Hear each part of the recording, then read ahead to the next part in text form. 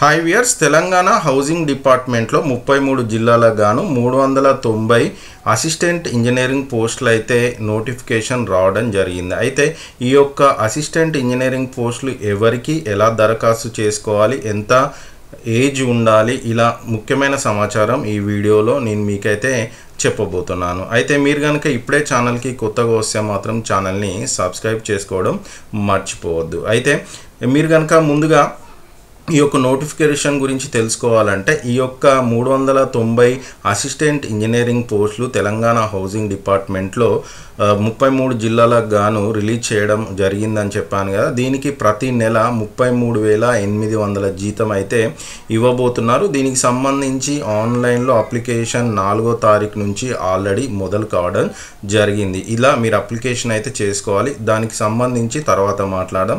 అయితే ఈ online application చేసుకోవడానికంటే ముందు మీరు ఎవరు అర్హులు అని అడగడం జరుగుతుంది. అయితే మీరు ఎవరు అర్హులు అన్న విషయం గురించి మాట్లాడితే ఎవరైతే సివిల్ ఇంజనీరింగ్లో బీటెక్ చేసి ఉన్నారో, బీటెక్ కానీ బీఈ కానీ ఏఎంఐ ద్వారా సివిల్ ఇంజనీరింగ్ కంప్లీట్ చేసుకొని ఉన్నారో వాళ్ళైతే అర్హులుగా చెప్పడం జరుగుతుంది. అయితే ఈ యొక్క ఉద్యోగానికి సంబంధించి వయసు గురించి మాట్లాడితే 18 సంవత్సరాల నుంచి 44 సంవత్సరాల మధ్య వయసు ఉన్న వాళ్ళు అప్లై చేసుకోవాలి. అది కూడా 1/7/2024 సంవత్సరానికి వరకు 44 సంవత్సరాలు అలాగనే 18 సంవత్సరాలు ఉన్నవారు అప్లై చేసుకోవడానికి అర్హులు అని చెప్పడం జరిగింది.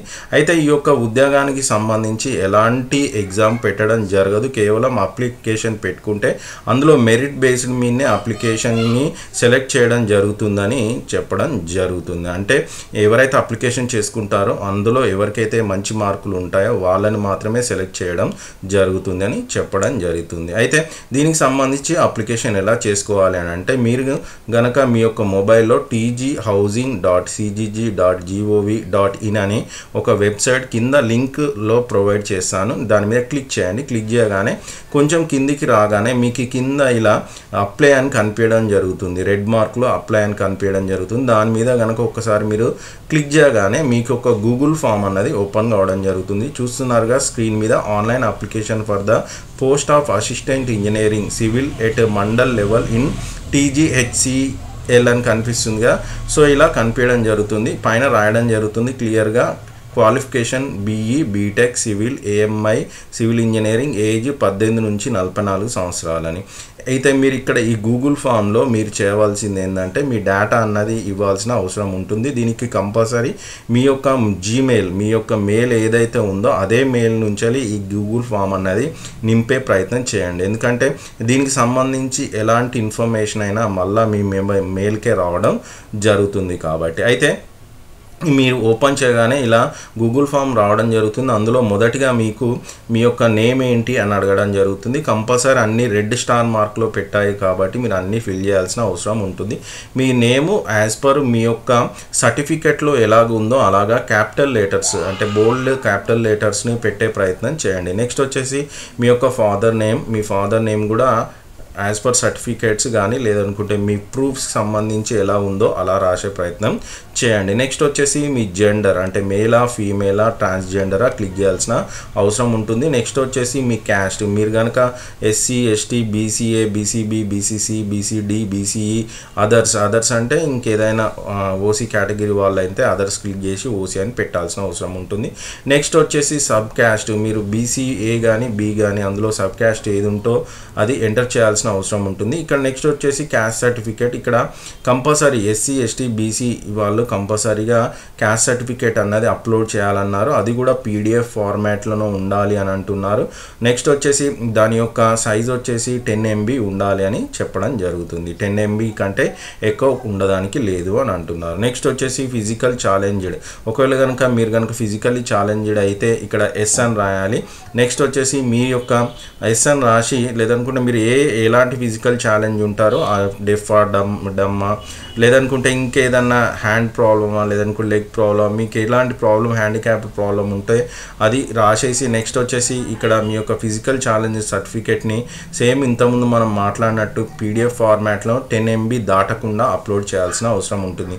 నెక్స్ట్ వచ్చేసి మీ యొక్క డేట్ ఆఫ్ బర్త్ సర్టిఫికేట్ ప్రకారం మీ డేట్ ఆఫ్ బర్త్ ఎలా ఉందో అది అప్లోడ్ చేయండి. ఇక్కడ చిన్న క్లిక్ చేయగానే మీ యొక్క డేట్, ఇయర్, మంత్ యాడ్ చేసుకోవడానికి కుదురుతుంది. నెక్స్ట్ వచ్చేసి మీ యొక్క నేటివిటీ డిస్ట్రిక్ట్, మీరు ఏ డిస్ట్రిక్ట్కి సంబంధించిన వాళ్ళు అంటే మీ సొంత డిస్ట్రిక్ట్ ఏది ఉందో ఇక్కడ 33 డిస్ట్రిక్ట్స్ అయితే చూపించడం జరుగుతుంది. మీ సొంత డిస్ట్రిక్ట్ ఏదో అది సెలెక్ట్ చేసుకోండి. దాని తర్వాత మీ ఎడ్యుకేషన్ క్వాలిఫికేషన్, మీరు బీఈ, బీటెక్, ఎంఈ, సివిలా అంటే ఓఈ వాళ్ళైతే జనరల్గా ఎంఈ అని ఉంటుంది. నెక్స్ట్ ఎంటెక్ సివిలా, నెక్స్ట్ ఏఎంఐ ఏది అన్నది సెలెక్ట్ చేయాల్సిన అవసరం ఉంటుంది. నెక్స్ట్ వచ్చేసి మీరు బీటెక్లో ఎంత పర్సెంటేజ్ ఉందో అది రాయాల్సిన అవసరం ఉంటుంది. మీరు బీటెక్ ఏ ఇయర్లో పాస్ అయ్యారన్నది రాయాల్సిన అవసరం ఉంటుంది.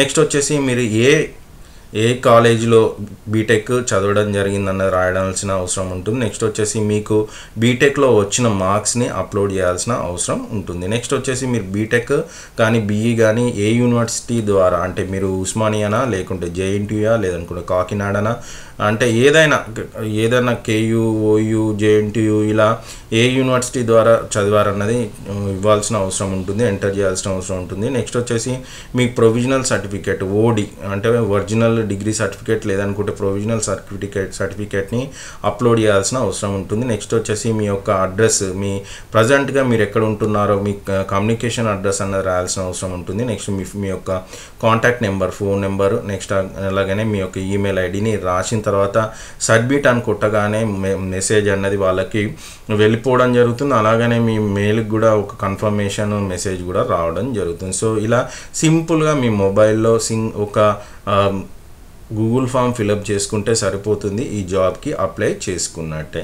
సో ఇలా మీరు మొత్తానికి అసిస్టెంట్ ఇంజనీరింగ్ సివిల్ ఇంజనీరింగ్కి సంబంధించి 390 పోస్టులకి గాను అప్లికేషన్ అయితే ఇలా మీ మొబైల్లో ఈజీగా అయితే చేసుకోవడానికి కుదురుతుంది. సో మీరు ఏ డిస్ట్రిక్ట్ వాళ్ళు అప్లై చేశారా లేదా, అప్లై చేస్తున్నప్పుడు మీకు కలిగే ఇబ్బందులు కింద కామెంట్ సెక్షన్లో కామెంట్ చేయండి. నేను మీ అన్ని క్వశ్చన్లకి ఆన్సర్ చేసే ప్రయత్నం చేస్తాను. Thanks for watching video.